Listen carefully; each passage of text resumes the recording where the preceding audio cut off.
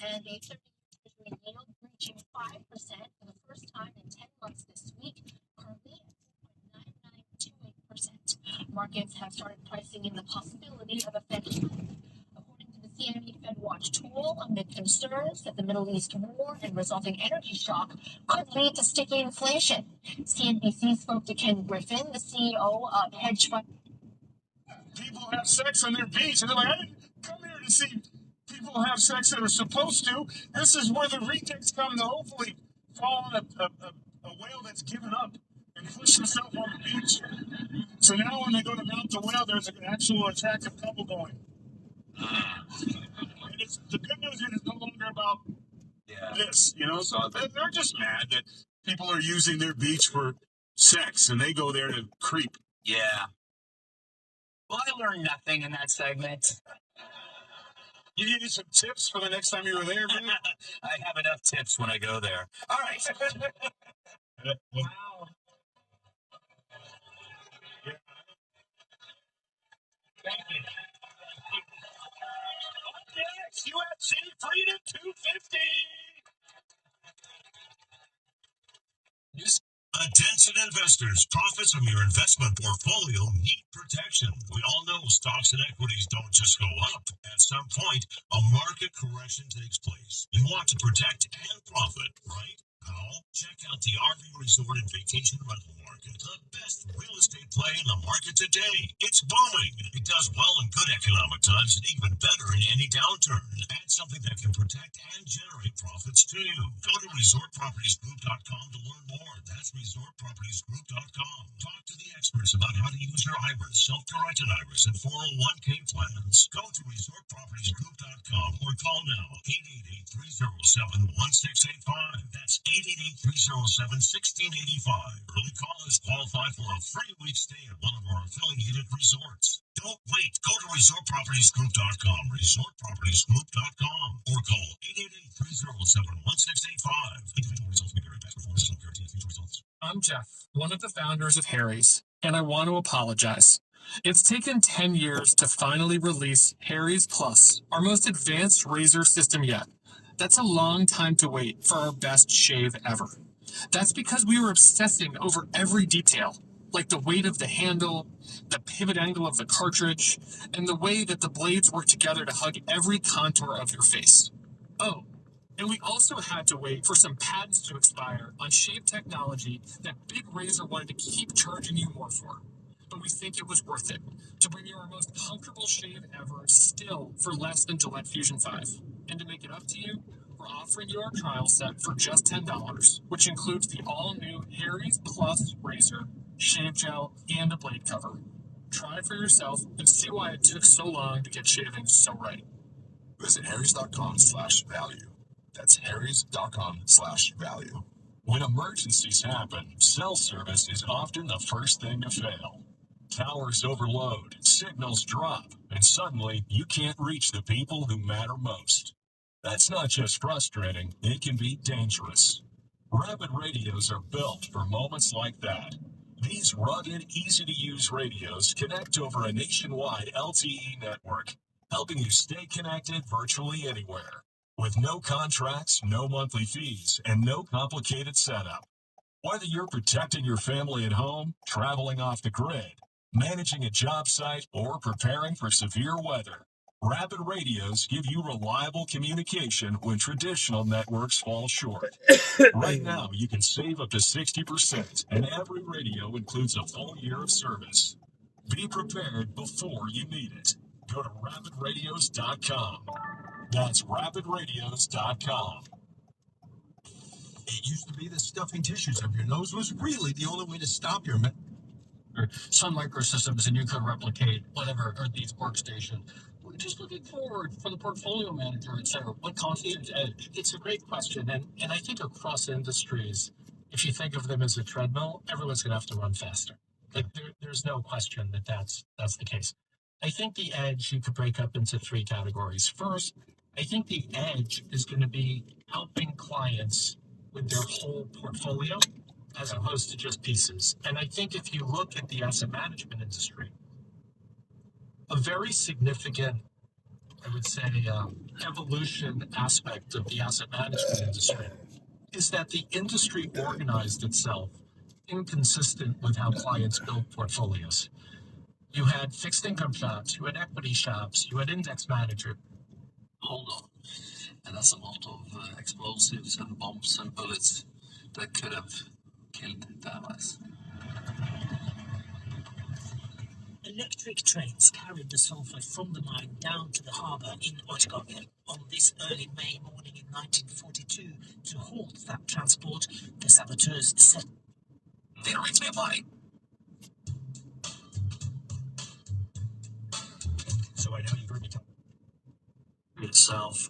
A lot of our seed industry groups are really, in tune to this contest too, because it helps promote what they do and some of the ideas of how do we grow corn and what we can do to grow it better.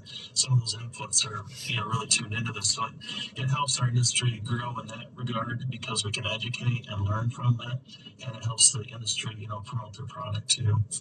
And so, of course, I had to ask, how can interested farmers enter this contest this year? I believe you can go to ncga.com and there should be a icon there where they can look to get a application and sign up, or they can go to their seed dealers, and they're generally happy to promote this and able to sign up there too. So far there's been some really good interest in this new short day category. That's probably some of the most applications so far in the near term, so it's kind of exciting to see this grow. And I know it's a popular contest, so hopefully there will be a lot more growers that sign on after this, of course. And also, before we wrap up, I have to ask, I know that you farm out there in Michigan. How are those current conditions looking out there in your operation?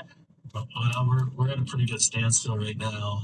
Temperature and cold temperatures and too much rain have kept us out of the fields. Very few acres are planted, but we're starting to see some future temperature and drier conditions in the forecast. So we're hoping that in the next couple of weeks we can get this crop in the ground and get moving on it. So always hopeful. Well, again, the deadline to submit entries for the NCGA Yield Contest is August 12th. Well, coming up next, training the U.S. Forest Service's smoke jumper spotters to identify the best approach to knock down the most dangerous fires.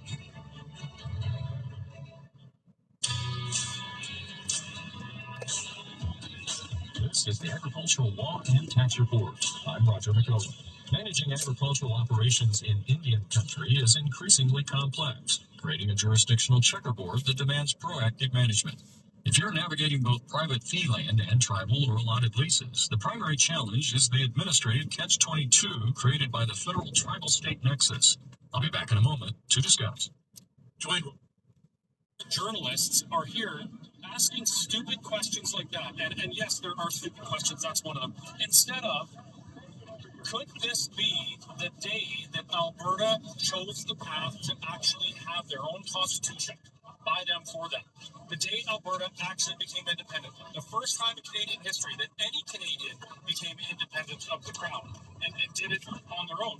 But instead they choose to posture for the status quo like a bunch of chirping retards. Chris Scott with the group Let's Talk Alberta, interviewed by Radio Alberta on Monday at the petition drop-off in Edmonton.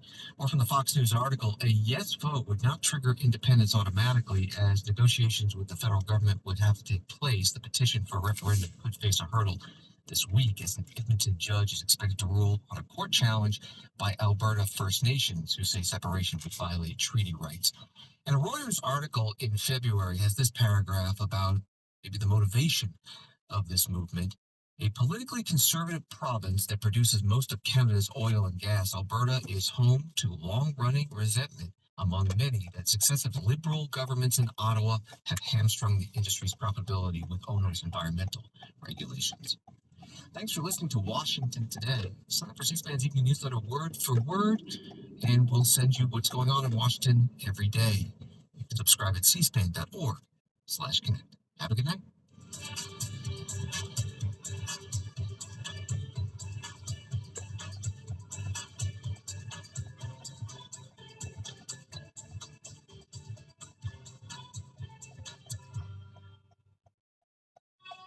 C-SPAN's Washington Journal, our live forum inviting you to discuss the latest issues in government, politics, and public policy from Washington to across the country.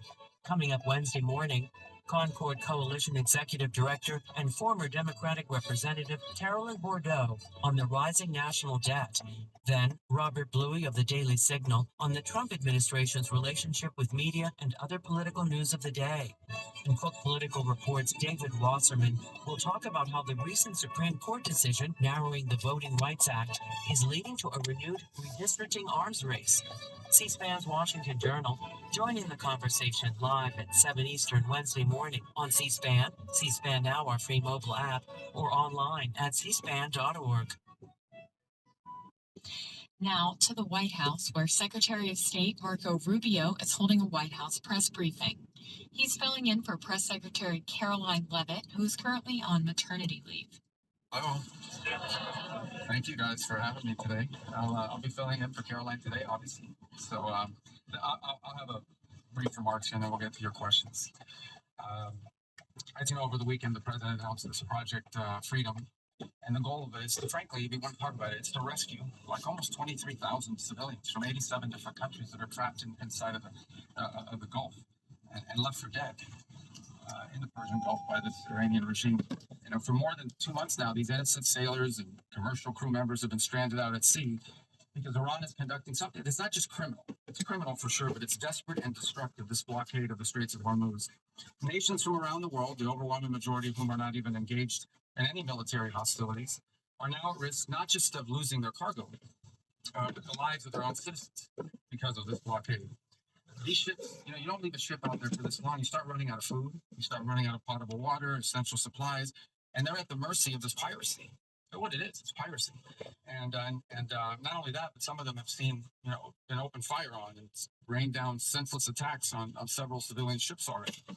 So frankly, the way to put it, these are innocent bystanders. These are countries that and ships and so forth that have nothing to do with any of this, and nonetheless are being caught in the middle of it and being held hostage merely because Iran could do that, just because of just as the regime brutally slaughtered tens of thousands of their own citizens for the crime of peaceful protest, because they're unhappy with the quality of life or the lack of quality of life in Iran today.